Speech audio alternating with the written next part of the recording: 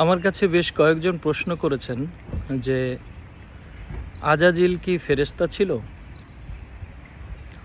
উত্তর কোরআনেই দেওয়া আছে। আজাজিল ফেরেশতা ছিল না। আজাজিল ছিল জিনদের সর্দার, জিনদের মধ্যে একজন। আল্লাহ কোরআনে বলেছেন যে সকলেই সেজদা দিল, সকল ফেরেশতা সেজদা দিল, কিন্তু আজাজিল দিল না। সে ছিল জিনদের একজন। তো এখানে কয়েকটা বিষয় খুব স্পষ্ট। ফেরেশতারা সেজদা দিবে না, অর্থাৎ আল্লাহর হুকুম অমান্য করবে সেরকম কোনো ক্ষমতা তাদের নাই, অর্থাৎ তাদের ভিতরে নফস নাই, ইচ্ছা ক্ষমতা নাই। আর জিন হচ্ছে তাদের ইচ্ছা ক্ষমতা আছে, ভালো মন্দ বিচার করার ক্ষমতা আছে, যেমনটা মানুষের আছে। আর সে কারণেই জিনরা হচ্ছে চাইলে আল্লাহর হুকুম মানতে পারে, নাও মানতে পারে। একইভাবে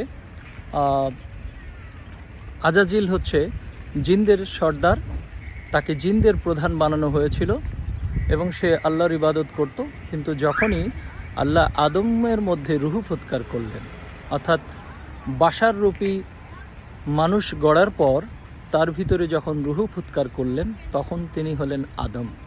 আর আদম হওয়া মাত্রই তাকে সেজদা দিতে বলেছিল।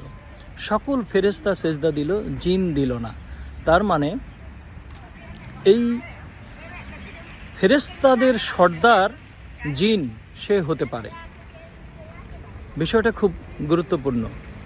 জিন ফেরেশতাদের সর্দার হয়েছে এবং সে হুকুম অমান্য করেছে, তার হুকুম অমান্য করার ক্ষমতা আছে। আরেকটা বিষয় হচ্ছে যে সেজদা যে দিল না, এই সেজদাটা কিসের দিল না? দেহের, মাথার? কারণ ফেরেশতাদের তো মাথাই নাই, দেহই নাই।